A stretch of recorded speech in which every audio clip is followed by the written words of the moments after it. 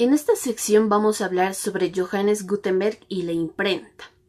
¿Qué fue? ¿Qué pasó para que el nombre de este hombre sea conocido por la humanidad? Bien, acá tenemos a nada más y nada menos que al creador de la imprenta.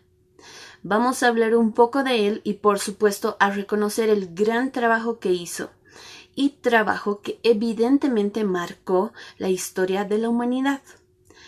Se dice que Johannes Gutenberg nació y vivió durante los años 1400 a 1468.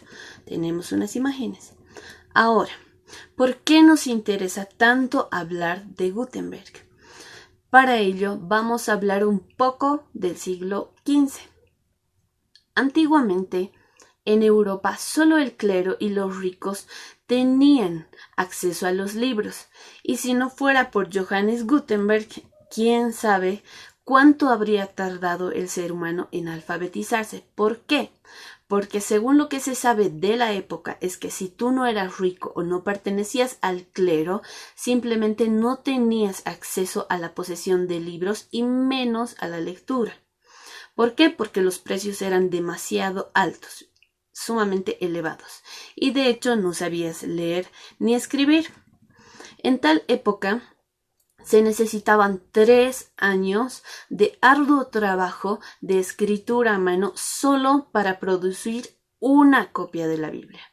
Sin embargo, en el año 1450, en Maguncia, Alemania, surgió el gran invento de Johannes Gutenberg.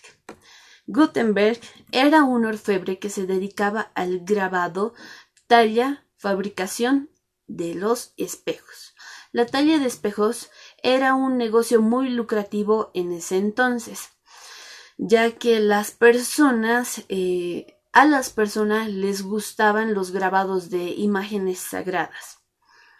La técnica del grabado es uno de los métodos más antiguos.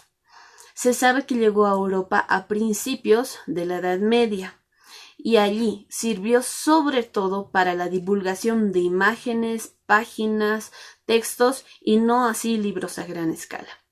Y con la fundación de las primeras universidades, la demanda de libros aumentó. Entonces, veamos unas imágenes. Acá tenemos. Como les decía, con la fundación de las universidades, de las primeras universidades, aumentó la demanda de libros. La adquisición solicitaban que la adquisición sea rápida y barata. Ahora, retrocediendo unos 700 años antes, los chinos ya habían inventado la impresión silográfica, pero el proceso era lento y demasiado complejo. La historia cuenta que muchos sabían usar la prensa de madera, pero el aporte de Gutenberg era convertirlo en un proceso industrial. Nadie lo había hecho antes.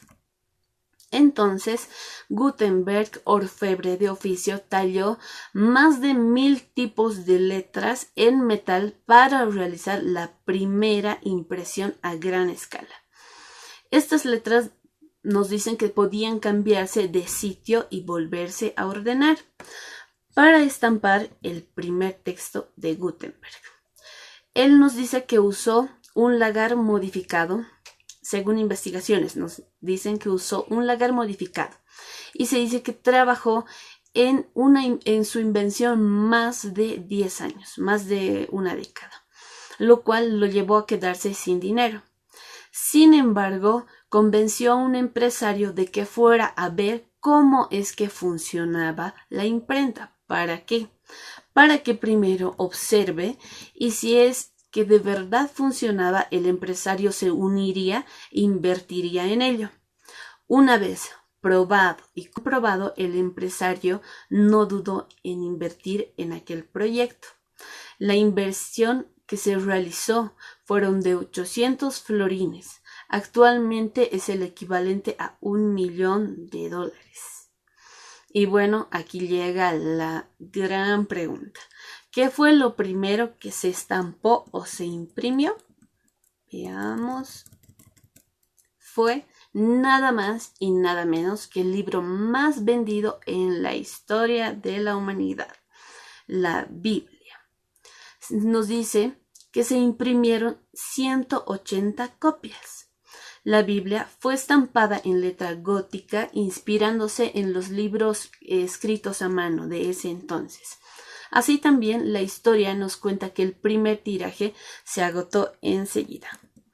Y desde ese entonces se han impreso más de 7.000 millones de copias de la Biblia, lo cual nos da a entender que Johannes Gutenberg no solo sentó con la imprenta las bases de la comunicación actual, obviamente, sino que esta gran idea permitió que el mundo entero pueda alfabetizarse.